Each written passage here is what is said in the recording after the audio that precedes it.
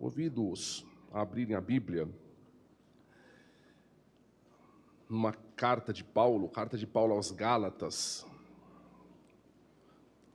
Está depois de 2 aos Coríntios, antes de Efésios. Gálatas, capítulo 6. Irmãos, eu fiquei emocionado ao meditar nessa palavra. Quero que Deus fale com os irmãos assim como Ele falou comigo, irmãos, quando eu meditava nesta palavra. Os irmãos sabem que nós temos o costume aqui de pegarmos um texto ou um livro e procurarmos detalhá-lo, não esmiuçá-lo, porque a Bíblia é impossível de se fazer isso, irmãos, mas procurar com um pouco mais de atenção. Mas, irmãos, hoje vai ser um pouco diferente. Nós vamos meditar num assunto que é um trecho, que faz parte de um contexto, mas somente um trecho, para nós meditarmos num assunto específico. Gálatas, capítulo 6, e o versículo 7. Gálatas, irmãos, é a carta que é considerada a carta magna da liberdade cristã. É a carta que fala sobre a liberdade que nós temos em Cristo. Foi escrita por Paulo, irmãos. Os irmãos sabiam que Gálatas foi a única carta escrita por Paulo que não foi para uma igreja específica e nem para uma pessoa específica. Foi para uma região da Galácia. É como se fosse hoje a gente falar de Zona Leste. Você está falando de uma região, ou falar de Nordeste, Então, foi uma carta que foi escrita para uma região que estava sofrendo o mesmo problema. Capítulo 6, versículo 7 diz assim: não se deixem enganar. De Deus não se zomba. Pois o que o homem semear, isso também colherá. Quem semeia para a sua carne, da carne colherá destruição. Mas quem semeia para o Espírito, do Espírito colherá a vida eterna. E não nos cansemos de fazer o bem, pois no tempo próprio, ou no devido tempo, colheremos, se não desanimarmos. Portanto, enquanto temos oportunidade, façamos o bem a todos, especialmente aos da família da fé. Amém.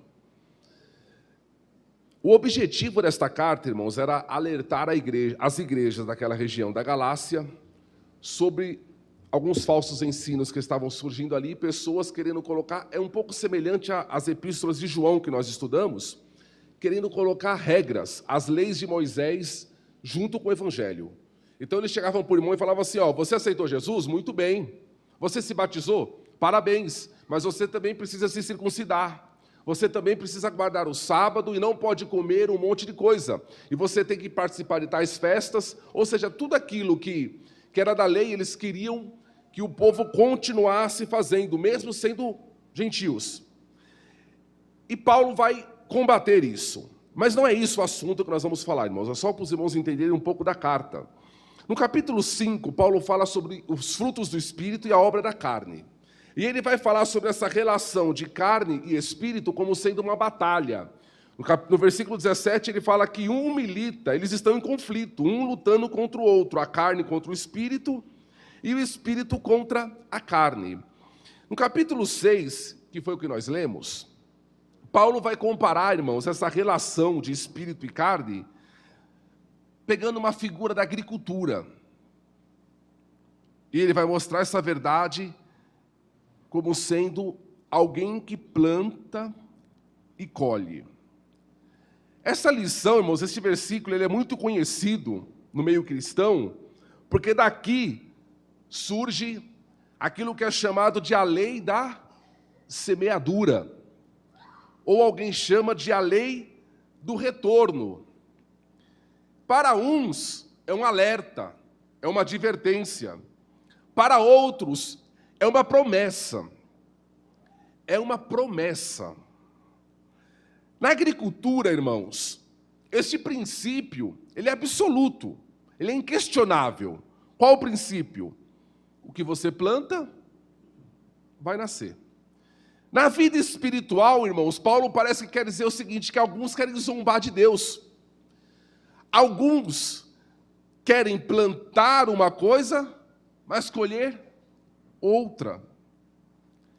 E o princípio da lei da semeadura diz o seguinte: você vai colher o que você plantou. Alguém foi lá e plantou uma semente de maracujá. Mas depois ficou torcendo para nascer pêssego, porque está com vontade de comer pêssego, então o preço do pêssego subiu, e eu estou com muita vontade de que nasça, vai nascer, irmãos. Eu vou orar, vou fazer uma campanha. Aqui não vale torcida, aqui o que vale foi o que você semeou, ok? Você pode estar desejando muito comer pêssego, mas se você plantou maracujá, vai nascer maracujá, com toda certeza. E o segundo princípio dessa lei na Bíblia é que a colheita ela é certa. No devido tempo, nasce.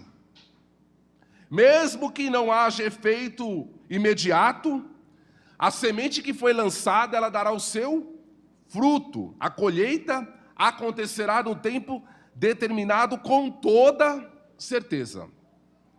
Essa lei, irmãos, ela é segura. Essa lei funciona na vida espiritual da mesma forma que funciona na vida orgânica, na terra. De Deus ninguém zomba. Alguns estavam plantando um tipo de semente e esperavam colher outro. Deus, irmãos, ele estabeleceu leis. Tudo que Deus faz é com lei, é com regras. Tem leis, irmãos, do mundo animal. Tem leis para os astros, as estrelas, a lua, o sol. Ele tem as leis, o movimento, né? Tem leis da física, por exemplo, a lei da gravidade. Eu estou segurando isso daqui, se eu soltar, por mais que eu torça e que eu ore para não cair, existe uma lei para isso e vai cair. Vai cair, porque Deus estabeleceu leis que não falham. No mundo espiritual é igual. No mundo espiritual existem processos que são baseados em leis. Sabe o que é isso, irmãos? No mundo espiritual existe a relação de causa e efeito. Tudo que eu faço no mundo espiritual produz uma reação também no mundo espiritual. Por isso que eu falei, irmãos, no começo, que isso é uma advertência e, ao mesmo tempo, é uma promessa. Quem anda no Espírito, irmãos, isso não é uma promessa? É uma promessa. Se você plantou, fique tranquilo, vai nascer. Se você fez, ainda que você não veja o efeito, o resultado, né, aquilo que você esperava, virá. É certo. E Paulo ele vai falar de duas semeaduras totalmente diferentes, opostas. Uma é na carne. Ou seja, é aquilo que a pessoa faz sempre visando a sua satisfação pessoal. Ela não aceita perder. Tudo que ela faz é com barganha, querendo retorno. O que eu vou ganhar com isso? Tudo que ela faz é visando ela própria. E a outra semeadura é no Espírito. E é governada por Deus. E Paulo fala assim, essa daqui produz uma alegria que começa a ser experimentada agora, mas só teremos ela por completo além da morte. E uma coisa, irmãos, que existe, eu quero falar para semeadores do bem nesta noite, viu? Uma coisa que existe, irmãos, nessa lei é o seguinte: a colheita sempre é multiplicada. Não tem nada, irmãos, que você plante uma semente e que nasça uma fruta com uma semente. Eu não conheço. Você planta uma semente, nascem várias frutas com várias sementes. O efeito é sempre multiplicado. É por isso que o provérbio é livro de sabedoria. Provérbio é livro que nos ensina a viver, não é verdade? Provérbio é aquilo que você lê e fica ruminando, e fica pensando, não é?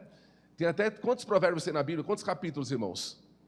31, é um para cada dia do mês, naqueles meses mais longos. Pensa num provérbio e fica meditando naquilo. E tem um provérbio que fala o seguinte, que quem planta, quem semeia ventos, colhe o quê? tempestade. Ou seja, é algo maior, é algo multiplicado. Quem semeia no Espírito, colhe a vida eterna. A lei da semeadura é certo.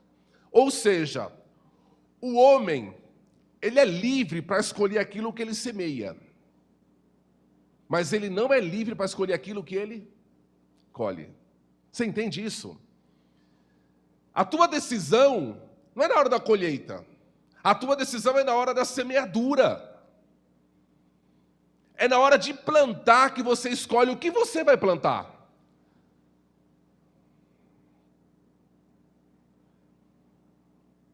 E o princípio bíblico é esse: certamente nós colheremos o que plantamos. Outro não vai colher o que você plantou, o que vai colher é você. Seja no espírito, seja na carne. É uma promessa, não é, irmãos? Porque às vezes a gente está vivendo na presença de Deus, irmãos, semeando no espírito, procurando servir a Deus, procurando ajudar quem precisa, irmãos. E parece que não tem efeito. Não é verdade? Parece que é em vão. E aí Paulo, no versículo 9, ele vai dizer assim, ó: e não nos cansemos de fazer o bem. Isso daqui é extremamente precioso, irmãos. Por quê, irmãos? Porque a gente se cansa. A gente tem uma tendência a nos cansarmos. E por que a gente se cansa? Porque a gente não vê efeito. Porque a gente não vê resultado. Paulo alerta para o fato do seguinte: a semeadura cristã, a semeadura no Espírito, ela é algo cansativo, é algo exigente, é algo muitas vezes exaustivo. Existem algumas coisas que nos fazem cansar nesse processo. Veja bem, Paulo está falando assim: não nos cansemos de fazer o bem. Irmãos, Paulo está dizendo o seguinte: quando você faz o bem, é como se você estivesse jogando uma semente. E existem algumas coisas que nos cansam de jogar a semente. Porque existe um processo, um período entre a semente cair na terra e ela produzir. Existe um período. E se a gente for muito ansioso, o que a gente faz? A gente cansa. Aí a gente fica igual aquela semente que foi lançada entre espinhos. Você começa a semear, e aí o resultado não vem no teu tempo, e você quer parar. Irmãos, viver no Espírito, semear o bem neste mundo caído que nós estamos, não dá a impressão que é em vão? Não dá a impressão, irmãos, que nunca irá brotar? Mas a promessa bíblica é: certamente colheremos. Você crê nisso? Certamente colheremos. E às vezes, irmãos, o homem que está no pecado, ele continua pecando, por quê? Porque ele não vê também a colheita dele. Ele está semeando mal, plantando mal, e tudo está dando certo. E ele está trocando de carro, trocando de casa, e viajando, e fazendo. E ele, por quê, irmãos? Porque o seu pecado parece que nunca o encontra. Parece que erra ele e acerta a gente. Paulo, então, irmãos, ele quer encorajar os irmãos aqui, a nós, para nós não nos cansarmos nessa semeadura. A gente está como aqueles que levam a preciosa semente, andando e chorando. Voltarão, sem dúvida, trazendo consigo os seus molhos. Parece que regando a terra, irmãos, com lágrimas. E parece que às vezes é insuficiente. Eu quero dizer uma coisa para você. Deus está cuidando da nossa semente, irmãos, debaixo da terra. Deus está cuidando da nossa semente. Sabe outra coisa que nos faz cansar, irmãos? Às vezes é ingratidão. Às vezes você fez o bem para alguém e a pessoa simplesmente, sei lá, achou que você não fez mais do que a sua obrigação. Não tem gente assim, irmãos? Você faz e a pessoa é ingrata. O que você faz? Para de fazer? Paulo fala: não, continua fazendo. Porque você está semeando. E quem está cuidando da tua semente não é ela. é o Senhor. Podemos, irmãos, às vezes ser vencidos, ficar cansados pelo sentimento de fracasso, porque semear o bem neste mundo, irmãos, é semelhante a ser passado para trás. Aliás, o mundo é de quem? Não é dos espertos? E você fica aí, igual um bobo, semeando coisas que não tem nada a ver com aquilo que dá dinheiro, com aquilo que dá certo aos olhos do mundo. Isso nos cansa. A gente pode até ser vencido, irmãos, de cansaço, por aproveitadores. Pessoas que você ajuda e que estão zombando de você. Mas sabe o que a Bíblia está dizendo? De nós eles podem zombar, mas de Deus, ninguém zomba. Às vezes você foi zombado, você foi zombada, por semear o bem. E aí, diante da zombaria, você falou, nunca mais. Sabe, irmãos, aquilo que Jesus falou, que por se multiplicar a iniquidade, o amor de muitos esfriaria, justamente isso. A iniquidade seria tamanha no mundo, que aqueles que plantam o bem, iam se cansar.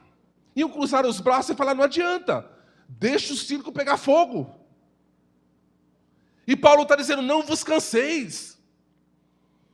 Quantas mães, irmãos, às vezes educaram seus filhos com tanto amor, com tanto zelo, perdendo noites de sono, com tanto carinho, irmãos.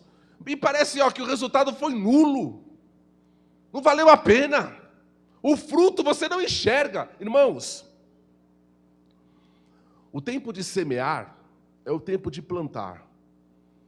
E representa muitas vezes, sabe o que? O tempo da humilhação, o tempo da vergonha, o tempo da perda, o tempo que você fica falando, será que vale? Será que eu devo continuar? Todas as respostas virão, sabe quando? Na colheita. É na colheita. A resposta não vai vir para nós, irmãos, enquanto nós estivermos semeando. Sabe, irmãos, o agricultor que ele pega a semente e lança na terra, ele consegue enxergar o acompanhamento da semente, o desenvolvimento, em que estágio que ela está? Será que ele enxerga nada, está dentro da terra? Não tem como ver. A promessa de Deus, irmãos, nesse texto, é que Ele está cuidando de coisas que nós não enxergamos. Você entende isso? Deus está cuidando das coisas tuas que você não enxerga. Às vezes a gente está aqui de terça-feira, de domingo, procurando viver o Evangelho, às vezes a gente falha, a gente peca e pede perdão e corre aos pés do Senhor, e aí você olha para o mundo que está, será que vale? Vale. A resposta virá no tempo da colheita. Existem promessas de Deus, irmãos, que estão amadurecendo. Existem coisas de Deus que estão germinando fora do nosso alcance. A gente não está vendo.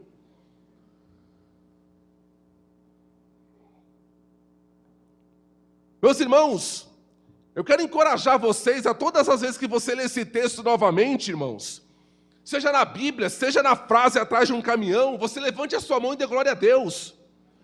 Porque o mundo olha para isso, que às vezes a pessoa fala isso até para o outro ameaçando. Cuidado, hein? O que a gente planta, a gente colhe. Sempre fala no tom da ameaça. Isso aqui para nós é uma promessa. É uma promessa. O que Paulo está falando aqui é para uma igreja, é para a gente que está plantando bem, que está sendo perseguida. É para a gente estar procurando servir a Deus, e às vezes pode se questionar, mas para quê? Você entende isso? Todas as vezes que você olhar para esse texto, irmãos, novamente, eu quero que você olhe para ele, irmãos, como uma promessa. Dê glória a Deus, fala, o que eu estou plantando. Tem coisas, viu, pastor Daniel, que o Senhor plantou ao longo da tua vida, que o Senhor nem se lembra mais.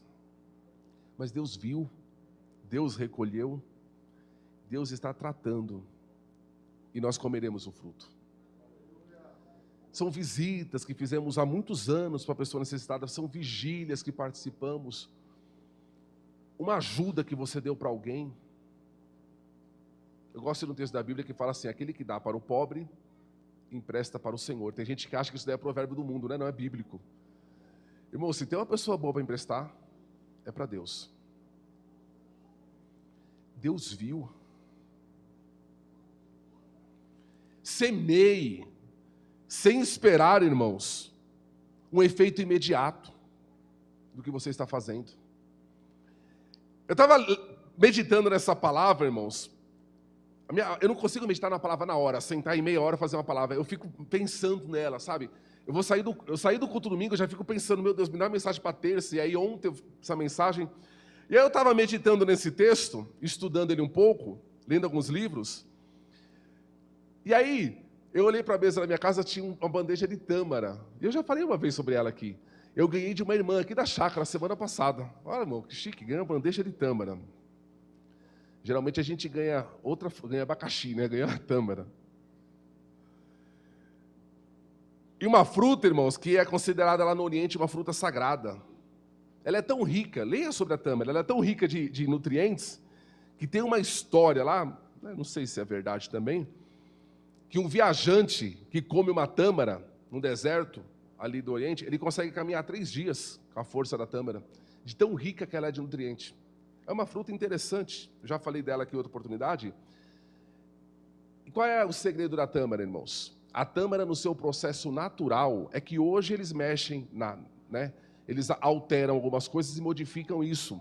Mas a tâmara, no seu processo natural, se você pegar uma semente de tâmara e plantar, sabe quanto tempo demora para ela nascer? Para dar fruto? 100 anos. 100 anos. Tem um provérbio árabe que diz o seguinte: quem planta uma tâmara, não come. E é isso mesmo. Quem planta, não come. Quem vai comer é o filho ou o neto. E às vezes é assim, irmãos. Tem coisas que Deus permite que a gente plante e que parece que se perdeu no tempo. Se perdeu. E aí só tem uma coisa, irmãos, que é capaz de nos fazer continuar semeando, mesmo sem ver o efeito: a esperança. A esperança, irmãos, que vem de Deus. A esperança de que a colheita, ainda que demorada, ela chegará. Somos como agricultores, irmãos, debaixo do sol escaldante, semeando ali, ó. Nunca pare de semear. Não seja omisso. Sabe, irmãos, o que Paulo fala no verso 10 é muito forte. Ele fala assim: não nos cansemos de fazer o bem, portanto, enquanto temos oportunidade. Sabe o que a Bíblia está dizendo aqui, irmãos? Sempre que Deus coloca um necessitado diante de nós, é uma oportunidade que nós estamos tendo. No banco, irmãos, eu trabalhei muitos anos no banco. Tudo que os grandes investidores procuram é uma grande oportunidade. Algo que baixo risco e alto rendimento, uma grande oportunidade para eles entrarem e colocarem o dinheiro lá.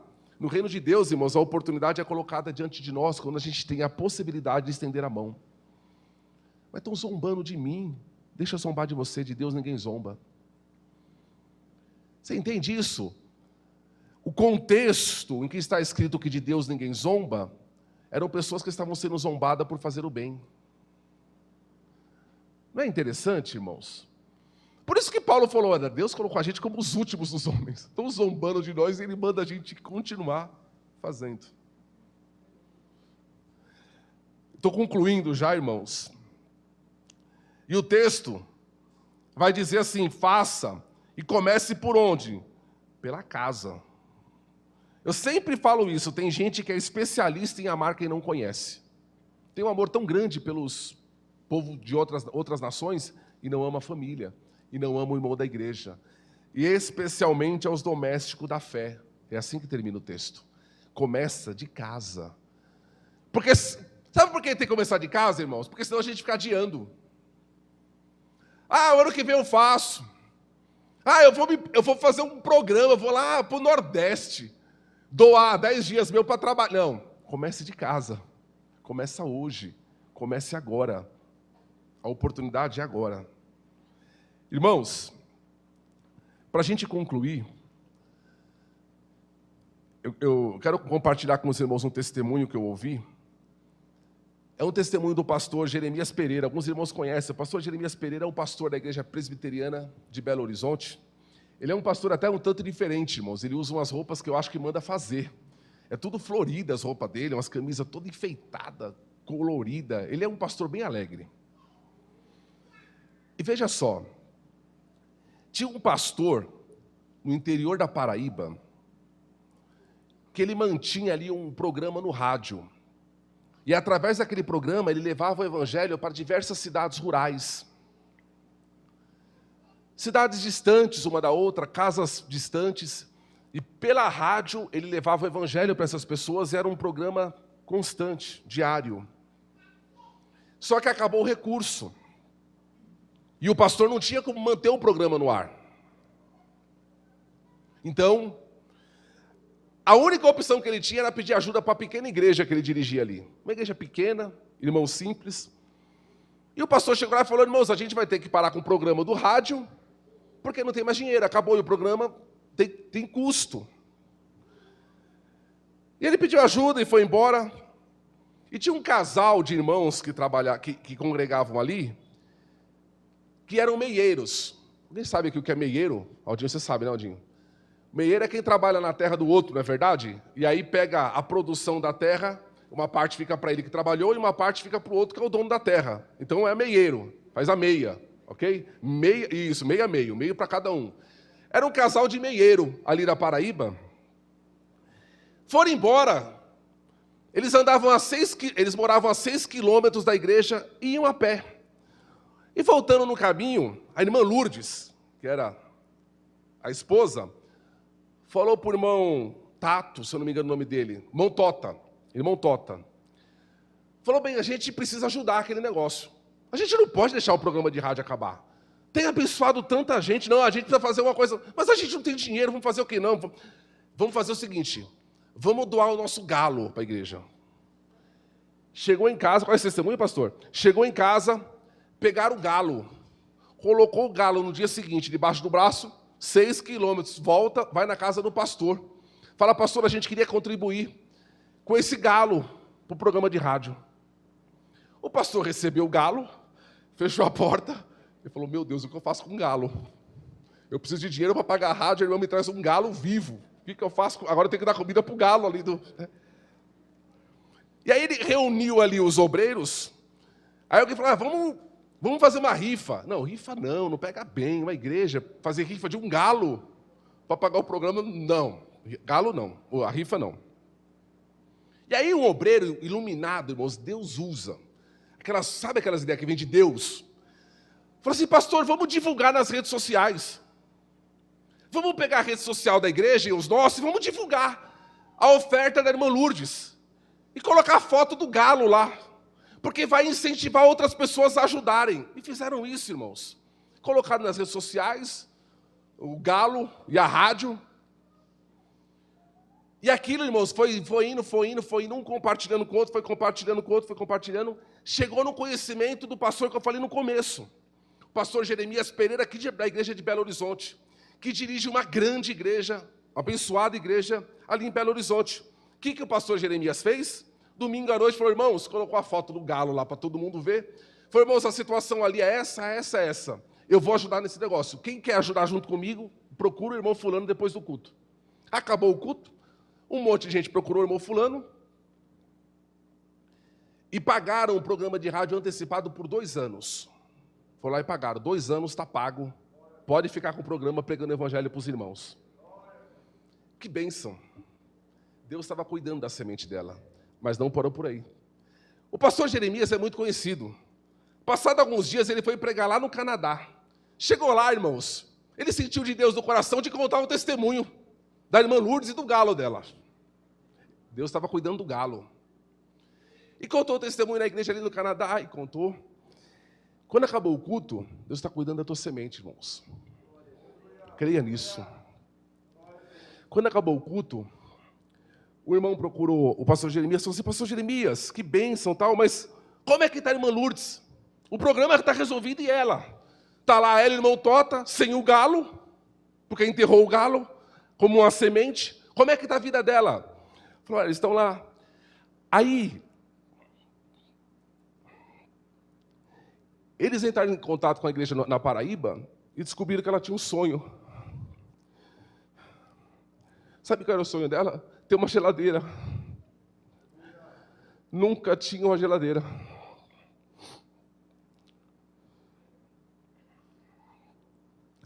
Deus está cuidando da tua semente. Vamos falar assim, vou mandar uma geladeira para ela. Mandou uma geladeira e um fogão. Outros irmãos procuraram um pastor, depois do culto, e falaram, o que ela faz da vida? Ela é meieira. Compraram uma terra, não vai ser mais. Agora vai ser inteireira. Vai ser tudo dela. Compraram a terra e deram para ela. Do Canadá, o pastor Jeremias foi pregar em Nova York. Estava pregando na igreja, nossa, em Nova York. No final do culto, mais um irmão procurou, olha o galo cantando. O galo canta, a tua semente Deus vai cuidar na hora certa, talvez não seja imediato, irmãos. Deus está cuidando da nossa semente, continue semeando. É uma promessa que você tenha várias sementes, vai nascer da onde você nem espera, da onde você nem imagina, irmãos. Quem jamais descobriria, irmãos, que a irmã Lourdes receberia uma ajuda de Nova York, do Canadá? Quem diria isso? Por causa de um galo. Deus cuida do teu galo. O galo cantou de novo. Aí descobriram que a casa dela já está com a terra. Já tem a geladeira, o fogão, outros eletrodomésticos. O que mais que a gente pode fazer? A casa dela deixou batida simplesinha. Vamos fazer uma casa nova para ela. Ela recebeu uma casa nova de Nova York, irmãos. Os irmãos de lá construíram uma casa. Mandaram engenheiro agrônomo para tratar a terra dela, para colocar equipamento para ela, por causa de um galo.